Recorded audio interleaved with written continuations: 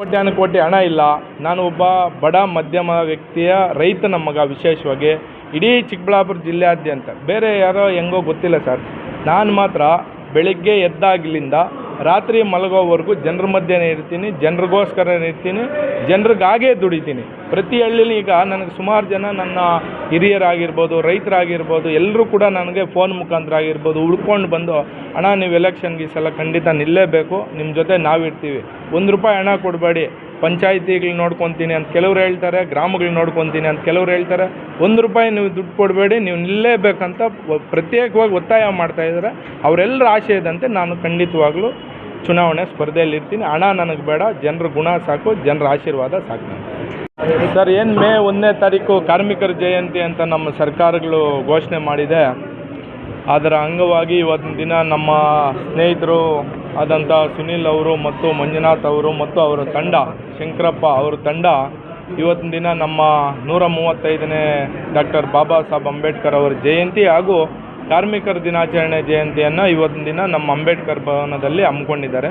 ವಿಶೇಷವಾಗಿ ನಾನು ಈ ಕಾರ್ಯಕ್ರಮದಲ್ಲಿ ಯಾರ್ಯಾರು ಕಾರ್ಮಿಕರು ಭಾಗಿಯಾಗಿದ್ದಾರೆ, ಯಾರ್ಯಾರು ಗಣ್ಯ ವ್ಯಕ್ತಿಗಳು ಭಾಗಿಯಾಗಿದ್ದಾರೆ ಅವರೆಲ್ಲರಿಗೂ ಕೂಡ ನಾನು ಅಭಿನಂದನೆಗಳನ್ನು ತಿಳಿಸ್ತಾ ಇದ್ದೀನಿ ಸರ್. ಈಗ ನಿಮಗೆ ಯಾವ ಭಗವಂತನೇ ಶ್ರೀರಕ್ಷೆ, ಪ್ರಜೆಗಳೇ ನನ್ನ ಆಸ್ತಿ. ನಾನು ಯಾವತ್ತೂ ಹೇಳ್ತಾ ಇರ್ತೀನಿ, ಉಳ್ಳವರು ಶಿವಾಲಯ ಮಾಡುವರಯ್ಯ, ನೀನೇನು ಮಾಡುವೆ ಅಂತ. ಬಡವನು ಏನು ಬೇಕಾದರೂ ಸಾಧನೆ ಮಾಡೋ ಶಕ್ತಿ ಬಡವನಿಗೆ ಇದೆ ಸರ್. ಯಾಕಂದರೆ ಅವನಿಗೆ ಎದೆಯಲ್ಲಿ ಕಿಚ್ಚಿರ್ತದೆ. ಅವನಿಗೊಂದು ಏನಾದರೂ ಒಂದು ಸಾಧನೆ ಮಾಡಬೇಕಂತ ಒಂದು ಕಿಚ್ಚಿದ್ದಾಗ ಅವನು ಆಚೆ ಬಂದು ಅವನ ಸಾಧನೆಯನ್ನು ಸಮಾಜಕ್ಕೆ ತೋರಿಸ್ತಾನೆ. ಅದೇ ನಾನು ಇವತ್ತಿನ ದಿನ ಭಗವಂತನ ಶ್ರೀರಕ್ಷೆ, ನಮ್ಮ ಪ್ರಜೆಗಳ, ನಮ್ಮ ಜನಗಳ ಶ್ರೀರಕ್ಷೆಯನ್ನು ಹಮ್ಮಿಕೊಂಡಿದ್ದೀನಿ. ಅಧಿಕಾರ ಏನು ಸರ್, ಈಗ ಎಲ್ರಿಗೂ ಬರ್ತದೆ ಅಧಿಕಾರ. ಇವತ್ತು ಚಿಕ್ಕಬಳ್ಳಾಪುರದಲ್ಲಿ ಎಷ್ಟೆಷ್ಟೋ ಜನ ಆಳಿದ್ದಾರೆ ಚಿಕ್ಕಬಳ್ಳಾಪುರನ. ಅದೇ ರೀತಿ ಭಗವಂತನ ಆಶೀರ್ವಾದ, ನಮ್ಮ ಈ ಎಲ್ಲರ ಆಶೀರ್ವಾದ ನನಗೂ ಅಧಿಕಾರ ಬರ್ತದೆ ಅಂತ ಖಂಡಿತ ನಾನು ಅಂದ್ಕೊಂಡಿದ್ದೀನಿ ಸರ್. ಇತ್ತೀಚಿನ ದಿನಗಳಲ್ಲಿ ಸರ್, ನನಗೆ ಕೋಟಿ ಜನ ಇದ್ದಾರೆ ಸರ್, ಕೋಟಿ ದುಡ್ಡಿಲ್ಲ ನನ್ನ ಹತ್ರ. ನೋಡಿ, ಇವತ್ತು ದಿನ ಏನು ನನ್ನ ಸುತ್ತು ಇದ್ದಾರೆ, ಇವರೆಲ್ಲರ ಆಶೀರ್ವಾದ, ಇವರೆಲ್ಲರ ಮಾರ್ಗದರ್ಶನ, ಇವರೆಲ್ಲರ ಪ್ರೀತಿ ವಿಶ್ವಾಸ ನನ್ನ ಮೇಲಿದೆ.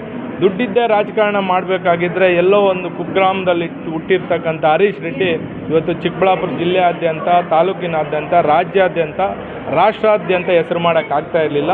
ಏನು ಇವತ್ತಿನ ದಿನ ನನ್ನ ಹಿಂದೆ ಯಾರೂ ಕೂಡ ಸರ್ ಒಂದು ನಯಾ ಪೈಸೆ ಆಕ್ಷೇಪ ಪಡಲ್ಲ ನನ್ನ ಜೊತೆ. ಇವ್ರು ಬಂದಾಗ ನನ್ನ ಹತ್ರ ಕೇಳಿದ್ರು, ಸರ್ ನಾನು ಏನು ಮಾಡಬೇಕು ನಿಮ್ಮ ಸಂಘಕ್ಕೆ ಅಂದರೆ, ನೀವೇನು ಬೇಡ ಸರ್, ಮುಖ್ಯ ಅತಿಥಿಗಳಾಗಿ ತಾವು ಬರಲೇಬೇಕು, ತಮ್ಮ ಸಮಾಜಮುಖಿ ಕಾರ್ಯಕ್ರಮಗಳು ನಾವೆಲ್ಲ ನೋಡಿದ್ದೀವಿ, ನಿಮ್ಮನ್ನೇ ಕರೀತಾ ಇದ್ದೀವಿ ಸರ್, ನಾವು ಯಾವ ಅಧಿಕಾರಿಗಳನ್ನ, ಯಾವ ರಾಜಕಾರಣಿಗಳು ಕರೀತಾ ಇಲ್ಲ, ಏನು ಈ ಕಾರ್ಮಿಕರ ಸಂಘಕ್ಕೆ ಒಳಪಟ್ಟಿದ್ದಾರೆ ಆ ಅಧಿಕಾರಿಗಳನ್ನ ಮಾತ್ರ ಕರೀತಾ ಇದ್ದೀವಿ, ತಾವು ದಯವಿಟ್ಟು ಬರಬೇಕಂತ ನಾನು ಮನವಿ ಮಾಡಿದಾಗ ನಾನು ಆವಾಗಲೇ ಹೇಳಿದೆ, ಯಾರಾದರೂ ಬೇರೆ ನಾವು ಇನ್ನೇನು ಕೊಡೋಕ್ಕಾಗ್ತದೆ ಅಂದಾಗ, ಸರ್ ಮಕ್ಕಳು ಬರ್ತಾರೆ, ಅಲ್ಲಿ SSLC PUC ವಿದ್ಯಾಭ್ಯಾಸ ಮಾಡಿ ಉತ್ತೀರ್ಣರಾಗಿರ್ತಕ್ಕಂಥ ಮಕ್ಕಳು ಬರ್ತಾರೆ, ಅವ್ರಿಗೇನಾದರೂ ತಾವು ಸಹಾಯಧನ ಏನಾದರೂ ಒಂಥರ ಗಿಫ್ಟ್ ಮೂಲಕ ಕೊಡ್ಬೋದಂತ.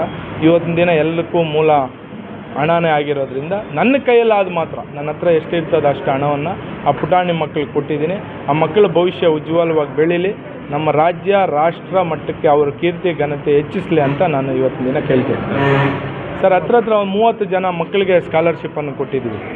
30 SSLC ಮತ್ತು PUC ಕಾರ್ಮಿಕರ ಮಕ್ಕಳಿಗೆ. ವಿಶೇಷವಾಗಿ ಇವತ್ತು ಕಟ್ಟಡ ಕಟ್ಟೋವರೆಗೂ ಗೊತ್ತಾಗಲ್ಲ ಸರ್, ಒಂದೊಂದು ಇಟ್ಟಿಗೆ ಇಟ್ಟು ಅವ್ರ ಕಷ್ಟನ ಅಲ್ಲಿ ಅವ್ರ ಸೆಕೆನ ಅವ್ರು ಸುರಿಸಿದಾಗ ನೆಮ್ಮದಿಯಾಗಿ ಹೋಗಿ ಫ್ಯಾನ್ ಹಾಕ್ಕೊಂಡು ನಾವು ಒಳಗಡೆ ಮಲ್ಕೊತೀವಿ.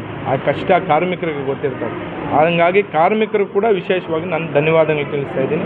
ಯಾವತ್ತೂ ಹಣದ ಆಸೆಗೆ ಯಾರು ಒಳಗಾಗಬಾರ್ದು, ಅವರ ವೈಯಕ್ತಿಕ ಜೀವನವನ್ನು ಅವ್ರು ಬೆಳೆಸ್ಕೊಳ್ಬೇಕು, ಸಮಾಜದಲ್ಲಿ ಉನ್ನತವಾದ ವ್ಯಕ್ತಿಯನ್ನು ಆಯ್ಕೆ ಮಾಡಬೇಕಂತ ನಾನು ಕೋರ್ತಾ ಇದ್ದೀನಿ.